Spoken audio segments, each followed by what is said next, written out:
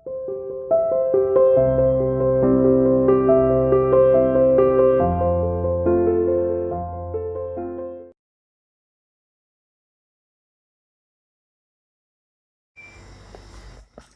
Student, welcome to CR international online classes.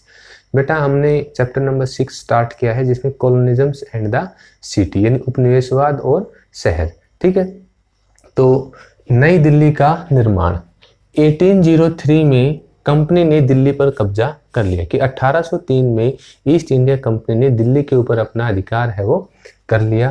Company की राजधानी कलकत्ता थी। दिल्ली के ऊपर कब्जा तो कर लिया, लेकिन तब तक कंपनी की जो राजधानी है, उस टाइम पर कंपनी की राजधानी है वो ब्रिटिश भारत की राजधानी या कंपनी की राजधानी कलकत्ता थी। इसलिए मुगल बादशाह को लाल किले में रहने की छूट थी।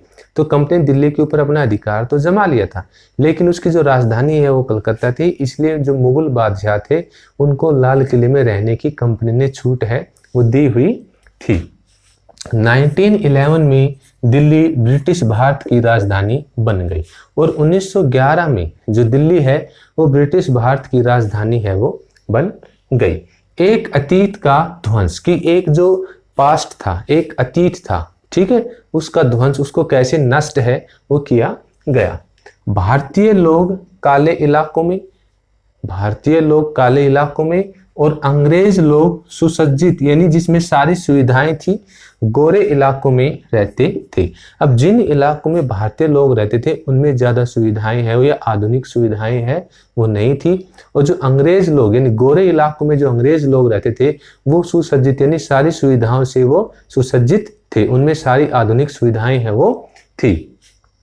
दिल्ली में अंग्रेज भारतीयों के साथ रहते थे और दिल्ली में जो अंग्रेज है वो भारतीयों के साथ रहते थे, यानी उनमें कोई अलग अलग रहने की जगह वो नहीं बनाई हुई थी। अंग्रेज और भारतीय सभी मिलजुल कर है वो रहते थे। 1824 में यानी 1824 में दिल्ली कॉलेज की स्थापना हुई, यानी 1824 में दिल्ली कॉलेज की स्थापना हुई, जिसकी शुरुआत मदरसे के रूप में हुई। यानी 1824 में दिल्ली कॉलेज की स्थापना हुई और उसकी जो शुरुआत है वो एक मदरसे के रूप में हुई। इस संस्था ने विज्ञान और मानव शास्त्र के क्षेत्र में एक नए युग का आगाज किया और इस संस्था ने विज्ञान और मानव शास्त्र के क्षेत्र में एक नए युग का शुरुआत है वो की।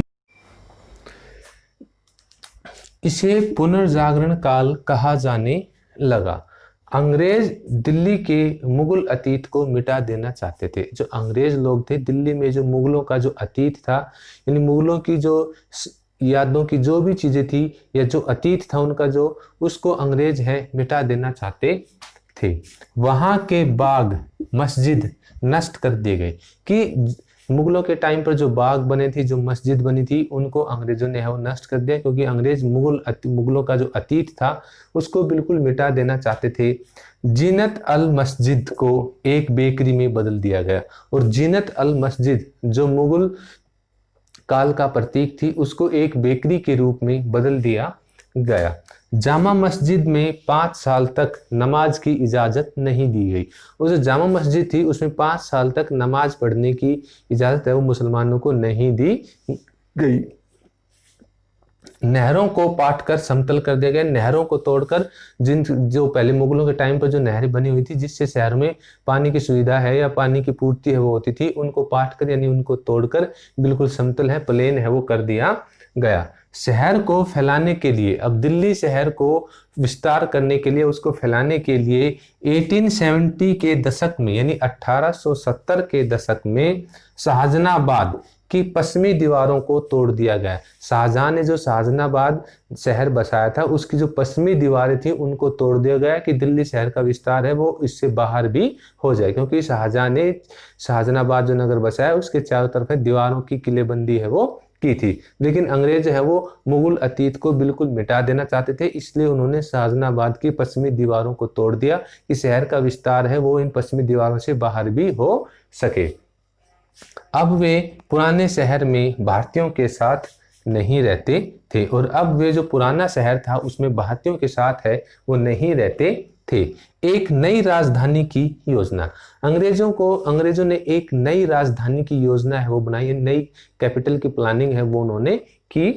अंग्रेजों को दिल्ली का महत्व पता था। अब अंग्रेजों को दिल्ली का महत्व पता था कि यह देश के सेंटर में है और इससे चारों तरफ है वो शासन कुशलता पूर्वक है वो किया जा सकता है, और अंग्रेज इस बात को अच्छी तरीके से जानते थे। तो इसलिए उनको दिल्ली का जो महत्व है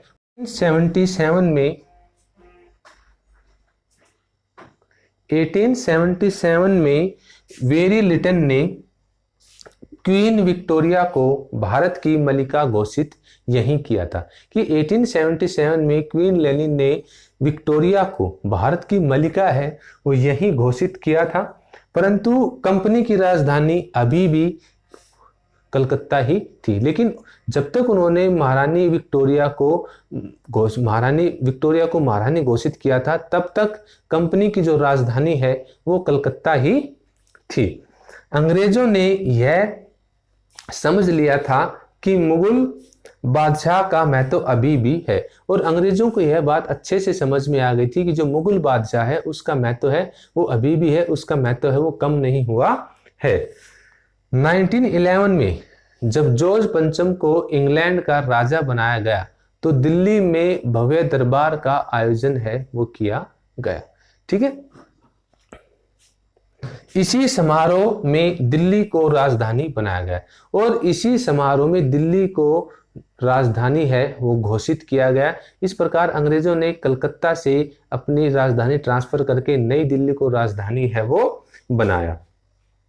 एडवर्ड लटियंस और हर्बर्ट बेकर नाम के दो वास्तुकारों ने नई दिल्ली का डिजाइन है वो तैयार किया कि एल्बर्ट और एटियंस नाम के दो वास्तुकारों ने नई दिल्ली का डिजाइन है वो तैयार किया, और उन्होंने अरावली हिल्स की जो पहाड़ियां थी उनको तोड़कर समतल करके वहां पर नई दिल्ली का निर्माण है वो शुरू किया। जो नई दिल्ली है उसमें पश्चिमी शैली का जो मिलन है या मिश्रण है वो अच्छे प्रकार से देखा जा सकता है। तो उन्होंने उसका डिजाइन है वो तैयार किया और उसका डिजाइन बहुत अच्छे से तैयार किया। ठीक है, वॉयसरॉय का महल, जो वॉयसरॉय का महल राष्ट्रपति भवन, ठीक है, जो आज राष्ट्रपति भवन है, ये पहले वायसराय का महल हुआ करता था। ये रायसीना अरावली पहाड़ी को तोड़कर उस पहाड़ी के ऊपर वॉयसरॉय के महल का निर्माण है वो किया गया, जो आज राष्ट्रपति भवन है। किंग्सवे का निर्माण किया, जो आज जिसको हम राजपथ कहते हैं, ये उस टाइम पर किंग्सवे है वो कहलाता था। आदि बनाए गए, क्लासिकी यूनान शैली से निर्माण हुआ, और नई दिल्ली का जो निर्माण है वो क्लासिकी की यूनान शैली से नई दिल्ली का निर्माण है वो किया गया। अब मुगल वास्तुशिल्प से प्रेरणा ली गई कि मुगल जो वास्तुशिल्प थी उससे प्रेरणा है, इंस्पिरेशन है वो ली गई। वॉयसरॉय का महल जामा मस्जिद से भी ऊंचा बना, जो वॉयसरॉय का महल है वो जामा मस्जिद से भी ऊंचा बना। जैसे मैंने आपको भी बताया था कि वॉयसरॉय जो आज के दिन राष्ट्रपति भवन है, रायसीना नामक अरावली पहाड़ी को तोड़कर यानी समतल करके उसके ऊपर है वो बनाया गया। तो वॉयसरॉय का जो महल है वो जामा मस्जिद से भी ऊंचा बना। नई दिल्ली को शाहजहानाबाद से उल्टा बनाया गया, यानी जो नई दिल्ली है उसको शाहजहानाबाद से बिल्कुल अपोजिट है वो बनाया गया। यहाँ सीधी चौड़ी सड़कें बनाई गई, यानी शाहजहानाबाद में सीधी और चौड़ी सड़कें नहीं थी, लेकिन नई दिल्ली में सीधी और चौड़ी सड़कें हैं वो बनाई गई। नई दिल्ली में बेहतर जलपूर्ति, यानी जल की आपूर्ति करने की अच्छी सुविधाएं। ठीक है, गंदगी का निकास, यानी जो गंदगी थी उसको नालियों के माध्यम से या सीवर सिस्टम के माध्यम से निकास यानी बाहर निकालने और नालियों की व्यवस्था से तैयार हुई, यानी गंदगी को शहर से बिल्कुल बाहर निकाल दिया गया। नालियों की व्यवस्था है वो डेवलप की गई, जो शाहजहानाबाद में डेवलप नहीं थी। तो जो नई दिल्ली है उसको शाहजहानाबाद से बिल्कुल उल्टा है वो तैयार है किया गया। नेक्स्ट है इसमें विभाजन के समय जीवन। जब भारत और पाकिस्तान का बंटवारा हुआ 1947 में, तो विभाजन के समय दिल्ली का जो जीवन है वो कैसा था। भीषण दंगे हुए, यानी विभाजन में जैसा आप सभी जानते हैं कि विभाजन के दौरान 10 लाख लोग इधर से उधर है वो ट्रांसफर हुए थे और काफी दंगे हैं वो हुए थे।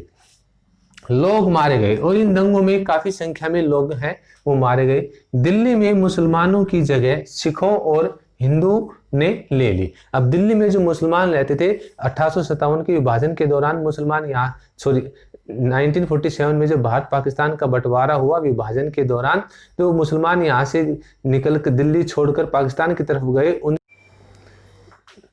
दिल्ली में मुसलमानों की जगह सिखों और हिंदुओं ने ले ली। मुसलमानों को भागने यानी दिल्ली को छोड़कर भागने और संपत्ति बेचने को कहा गया। दिल्ली के 2/3 मुसलमानों ने पलायन कर, यानी दिल्ली के 2/3 मुसलमान पलायन कर यानी यहाँ से छोड़कर चले गए और 4000 मकान खाली है वो हो गए।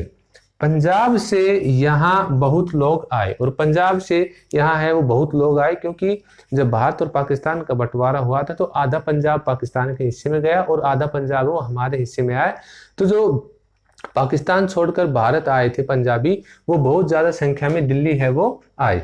जो लोग यहाँ आए यानी पाकिस्तानी वाले पंजाब से जो लोग भारत आए, उनकी निपुणता में स्ट्रेंड और काम अलग थे। वो यानी दूसरे कामों में निपुण थे, दक्ष थे और उनके काम है वो भी अलग थे। दिल्ली आए नए लोग ग्रामीण। अब दिल्ली जो आए नए लोग वो थे ग्रामीण यानी गांव से आने वाले। उनमें वकील भी थे, शिक्षक, व्यापारी थे। अब जो लोग दिल्ली में आए नए लोग वो ग्रामीण लोग थे, गांव से लोग आए, वकील आए, शिक्षक आए और व्यापारी वर्ग के लोग भी आए। फेरी वालों यानी जो फेरी लगा लगा कर घूम घूम कर सामान बेचते हैं, फेरी वालों, पटरी वालों, बढ़ई के तौर पर उन्होंने नए रोजगार अपनाए। कि फेरी वालों, पटरी वालों और बढ़ई के तौर पर उन्होंने नए रोजगार, नए काम धंधे हैं वो अपनाए।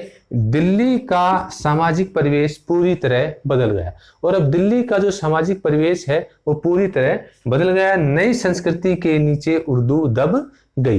यही अंग्रेज चाहते थे कि वो मुगल अतीत को बिल्कुल समाप्त करना चाहते थे। तो नए लोग आए और उसके नए लोगों के आने के कारण दिल्ली का जो सामाजिक स्वरूप है वो बिल्कुल बदल गया, और नई संस्कृति के नीचे, नए कल्चर के नीचे जो उर्दू है वो नीचे दब गई और नए एक संस्कृति का उदय है वो हुआ, एक नई संस्कृति है वो डेवलप होने लगी। और यही अंग्रेज लोग है वो चाहते थे कि यहाँ से मुगल साम्राज्य का जो अतीत है उसको पूरी तरह से समाप्त है वो कर दिया जाए।